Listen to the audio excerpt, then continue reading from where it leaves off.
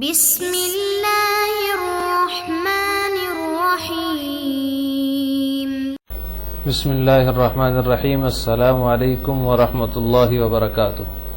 عزیز طلبہ، آج الفوز الکبیر فی اصول التفسیر کا سبق نمبر 28 ہے، اور اس سبق کے اندر ہم یہود کی دو غلط فہمیوں کا ازالہ پڑھیں گے۔ مصنف رحمہ اللہ تعالی یہود کی گمراہیوں کا ذکر کر رہے تھے، اور ان کی گمراہیوں میں سے ایک گمراہی تھی تحریف معنوی۔ تحریف معنوی کی مثالیں ذکر کرتے ہوئے پہلی مثال کا ذکر تو کل کے سبق میں گزر چکا، آج کے سبق میں ہم ان کی بیان کردہ دوسری مثال جس کو انہوں نے وَمِن جُمْلَةِ ذَلِكَ أَنَّهُ تَعَالَى قَدْ بَيَّنَ فِي كُلِّ مِلَّةٍ أَحْكَامًا یہاں سے بیان کیا ہے۔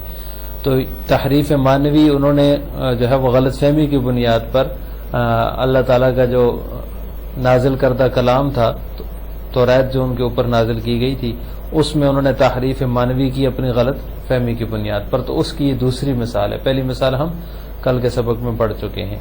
ومن جملة ذلك أنه تعالى قد بين في كل ملة أحكاما تناسب مصالح ذلك العصر وروعيت في التشريع عادات القوم الصالحة، وأكد الأمر بالأخذ بها وإدامة العمل عليها والاعتقاد بها وحصر الحقية فيها، والمراد أن الحق منحصر فيها في ذلك العصر، وأن الإدامة عليها إضافية لا حقيقية، أي ما لم يأتي نبي آخر ولم يكشف الستار عن وجه رسالته، ولكن اليهود حملوا ذلك على استحالة نسخ اليهودية، وكان معنى وصية التمسك بها هو الوصاية بالإيمان بالله والتمسك بالأموال، ولم تكن خصوصية تلك الملة معتبرة لذاتها، ولكن اليهود اعتبروا الخصوصية فظنوا أن يعقوب عليه السلام وصى بنيه بالتمسك باليهودية أبدا۔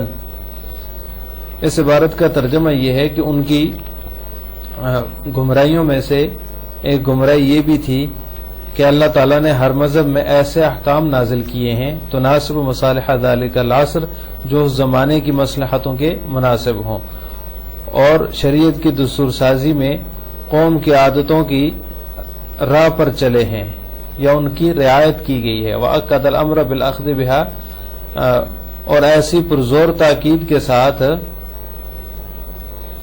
اس ملت کے اختیار کرنے، وَإِدَامَةِ الْعَمَلِ عَلَيْهَا، اور دائمی اعتقاد رکھنے، دائمی عمل کرنے، والاعتقاد بها، اور دائمی اعتقاد رکھنے کا حکم دیا ہے۔ وحصر الحقیت فیہا، جو اسی مذہب میں حقانیت کو منحصر کر دیتی ہے۔ والمراد ان الحق منحصر فیہا فی ذلک العصر، حالانکہ مراد یہ ہے کہ حقانیت اس دور اور اس زمانے میں اس ملت میں منحصر ہے۔ وَأَنَّ الْإِدَامَةَ عَلَيْهَا إِضَافِيَّةٌ لَا حَقِيقِيَّةٌ، اور ادامت جو ہے اس سے مراد وہاں مداومت ظاہری ہے، حقیقی نہیں ہے۔ آئی ما لم یأت نبی آخر، یعنی جب تک کوئی دوسرا نبی نہ آئے۔ وما لم یکشف الستار عن وجہ رسالتہ، اور جب تک نبوت کے چہرے سے پردہ نہ اٹھ جائے، رسالت کے چہرے سے پردہ منکشف نہ ہو جائے، اٹھ نہ جائے۔ ولیکن الیہود حملوا، لیکن یہود نے اس کو محمول کیا علی استحالۃ نسخ الیہودیہ، یہودیت کے منسوخ ہونے کے محال ہونے پر، یعنی یہودیت منسوخ نہیں ہو سکتی۔ وکان معنی وصیۃ التمسک بها هو الوصایۃ بالایمان، حالانکہ اس ملت کو اختیار کرنے کی وصیت کا مطلب در حقیقت ایمان باللہ، اللہ تعالیٰ کی ذات پر ایمان، والتمسک بالاعمال، اور اعمال صالحہ کی وصیت کرنا ہے۔ ولم تکن خصوصیت تلک الملۃ معتبرۃ لذاتها، اور بعینہ ہی اس ملت کی خصوصیت کا اعتبار نہیں کیا۔ ولیکن الیہود اعتبروا الخصوصیہ، لیکن یہود نے خصوصیت کا اعتبار کر لیا۔ فظنوا، تو انہوں نے یہ خیال کیا، ان یعقوب علیہ السلام وصى بنیہ بالتمسک بالیہودیہ ابدا، کہ حضرت یعقوب علیہ السلام نے اپنی اولاد کو یہودیت اختیار کرنے کی وصیت فرمائی، ابداً ہمیشہ، یعنی ہمیشہ یہودیت پر قائم رہنے کی وصیت فرمائی۔ اس عبارت سے مصنف رحمہ اللہ تعالی یہود کی تحریف معنوی کے نتیجے میں پیدا ہونے والی دو غلط فہمیوں کا ازالہ کر رہے ہیں، تو ہم اس کی تفصیل پڑھیں گے۔ دوسری گمراہی یہ تھی کہ یہود نے حضرت یعقوب علیہ السلام کی وصیت کو بنیاد بنا کر یہ سمجھ لیا کہ انہوں نے یہودیت پر ہی کاربند رہنے کی تلقین کی. اگر یہودیت کو منسوخ ہونا ہوتا تو حضرت یعقوب علیہ السلام اس کی وصیت نہ فرماتے. اس پوری عبارت کا حاصل یہی ہے کہ جیسے آخر میں ذکر ہے کہ حضرت یعقوب علیہ السلام نے اپنی اولاد کو، اپنی ذریت کو یہودیت پر قائم رہنے کی، یہودیت اختیار کرنے کی وصیت فرمائی ہے. اس کا جواب یہ دیا ہے کہ احکام اور عقائد کے بیان کے وقت جو ہے وہ کتب سماویہ کا انداز بیان کچھ ایسا ہے جس کے ظاہری الفاظ سے اسی ملت میں حقانیت کے منحصر ہونے اور اسی پر قائم رہنے کی تاکید سمجھ میں آتی ہے.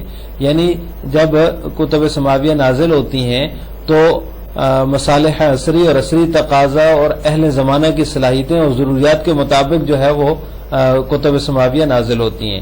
لیکن اس کے اندر جو پیشن گوئیاں ہوتی ہیں، ان پیشن گوئیوں کے سیاق اور سباق سے اور اس کے حصر کے اضافی ہونے کا واضح ثبوت فراہم کرتی ہیں. یعنی وہ جو پیشن گوئیاں ہوتی ہیں اس کے اندر، جیسے کہ انجیل کے اندر آپ صلی اللہ علیہ وسلم کے آنے کی پیشن گوئی فرمائی گئی کہ آپ کے بعد ایک ایسے نبی آنے والے ہیں جو بنو اسماعیل میں سے ہوں گے، وغیرہ وغیرہ.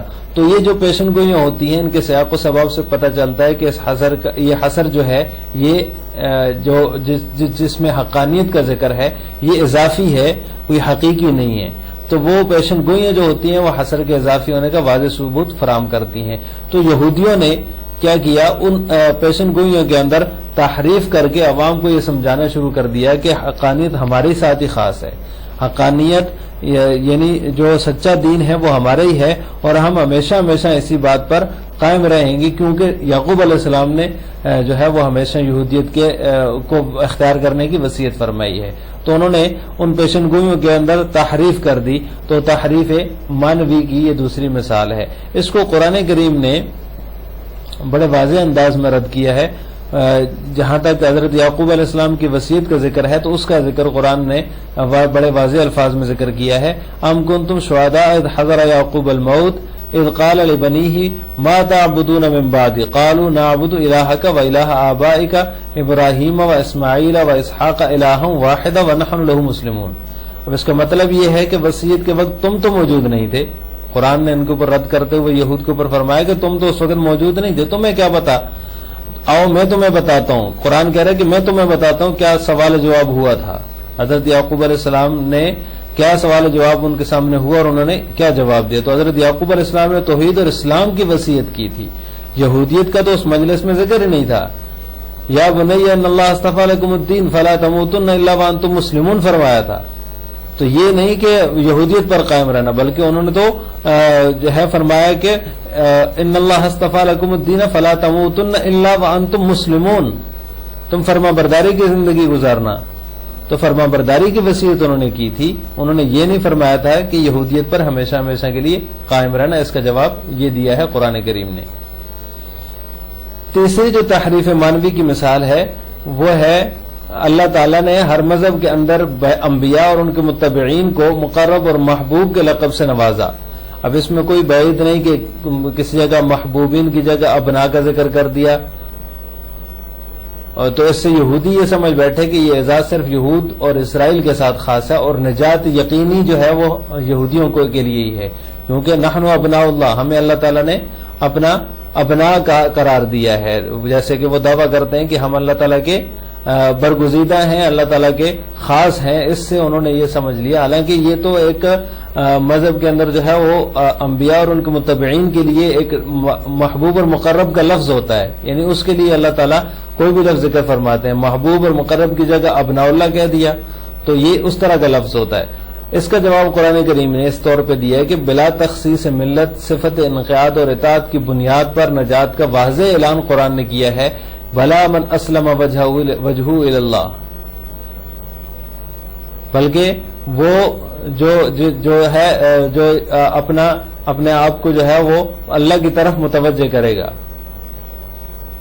اور وہی محسن ہے. فلہ اجر عند ربہ، تو اس کے لیے اپنے رب کے پاس اجر ہے. اور اس طرح فرمایا من یعمل من الصالحات من ذکر او انثی وهو مؤمن فاولئک يدخلون الجنۃ. تو اس طرح کی سینکڑوں آیات موجود ہیں. اسی طرح آگے جو ہے وہ ان کی ابنیت کو اور ان کی محبوبیت کی بنیاد پر جو یہ دعویٰ کرتے تھے کہ نجات جو ہے وہ ہمارے لیے خاص ہے، اس کے اوپر ضرب لگاتے ہوئے قرآن پاک فرماتا ہے فَلِمَ يُعَذِّبُكُم بِذُنُوبِكُم بَلْ أَنتُم بَشَرٌ مِّمَّنْ خَلَقَ، تمہیں کیوں عذاب نہیں دیا جائے گا تمہارے گناہوں کی وجہ سے، تم بھی تو انسان ہی ہو۔ دوسری جگہ فرمایا ام اتخذتم عند اللہ عہدا فلن یخلف اللہ عہدہ تقولون علی اللہ ما لا تعلمون، تو لہٰذا یہ کوئی خصوصیت نہیں ہے، یہ تو ہر امت اور ہر مذہب کے اندر اللہ تعالیٰ نے بعض مقربین کے لیے اور محبوبین کے لیے بعض القابات کا ذکر کیا ہے، تو اس سے یہ نہیں کہ نجات ہماری یقینی ہے، ہمارے علاوہ کوئی جنت میں نہیں جائے گا، اور یہ تحریف کر کے یہ کہتے ہیں کہ ہم جو ہے وہ محبوب ہیں اللہ تعالیٰ کے اور ہماری نجات یقینی، یہ صحیح نہیں ہے۔ اب اس کی عبارت دیکھ لیتے ہیں۔ حضرت مصنف رحمہ اللہ تعالیٰ نے اس کو تیسری جو تحریف مانوی کی مثال ہے اس کو یوں بیان کیا جس کا ذکر ابھی ہم نے تفصیل سے کیا، وَمِن جُمْلَةِ ذَلِكَ أَنَّ اللَّهَ تَعَالَى شَرَّفَ الْأَنْبِيَاءَ وَالتَّابِعِينَ لَهُم بِإِحْسَانٍ فِي كُلِّ مِلَّةٍ بوصف المقرب والمحبوب، ووصف الذين ينكرون الملة بالمغضوب، وأطلق في هذا الباب لفظا شاعيا في كل قوم، فلا عجب لو استعمل كلمة الأبناء مقام المحبوبين، ولكن ظن اليهود أن هذا التشريف دائر مع اسم اليهودي والعبري والإسرائيلي، ولم يعرفوا أنه دائر مع صفة الانقياد والخضوع والسير على الحق الذي أنزله الله على الأنبياء لا غير۔ اس عبارت کا ترجمہ یہ ہے کہ ان کی گمراہیوں میں سے تحریف مانوی کی مثالوں میں سے ایک یہ بھی ہے کہ اللہ تعالیٰ نے ہر مذہب کے اندر انبیاء اور اس کے متبعین کو مقرب اور محبوب کے لفظ سے لقب سے نوازا ہے، اور ان لوگوں کی مذمت فرمائی ہے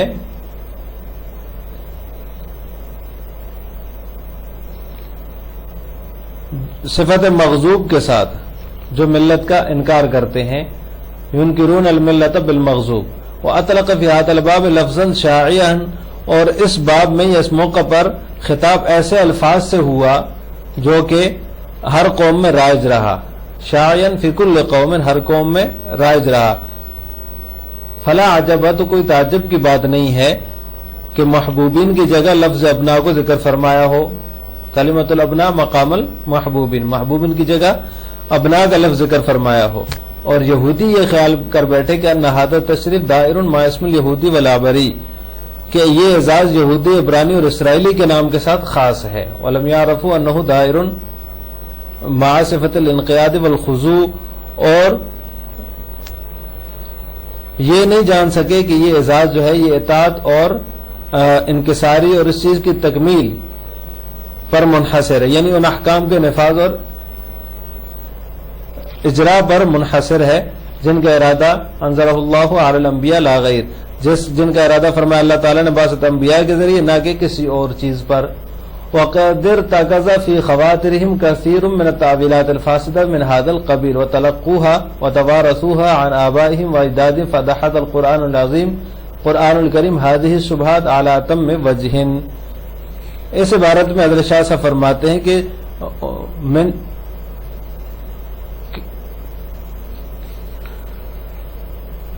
انہوں نے جو ہے وہ ان کے آباء و اجداد سے جو ہے یہ مستفاد تھی۔ وقد ارتكز في خواطرهم كثير من التأويلات الفاسدة من هذا القبيل، اور ان کے دلوں میں فی خواطرهم كثير من التأويلات الفاسدة بہت ساری ایسی فاسد تعویلات جاگزی ہو چکی تھی، وتلقوا وتوارثوا عن آبائهم واجدادهم، جو ان کے آباء و اجداد سے مستفاد تھی۔ فدحض القرآن الکریم هذه الشبهات على أتم وجه، تو قرآن کریم نے ان شبہات کا، ان اشکالات کا پورے طور پر جو ہے وہ دفاع کیا ہے اور ان کو رفع کیا ہے، ختم کیا ہے۔ آج کے سبق کا خلاصہ یہ ہوا کہ ہم نے یہود کی تحریف مانوی کی دو مثالیں اور ان کے رد کی تفصیل پڑھی ہے۔ آخر میں آپ حضرات سے دو سوال ہیں۔ پہلا سوال یہ کہ یہود حضرت یعقوب علیہ السلام کی وصیت سے کیا سمجھے، اس کا جواب مختصراً آپ نے کمنٹ باکس میں بتانا ہے۔ نمبر 2، کیا نجات اخروی یہود کے لیے یقینی ہے یا نہیں، اس کا جواب بھی آپ نے کمنٹ باکس میں دینا ہے۔ السلام علیکم ورحمۃ اللہ وبرکاتہ۔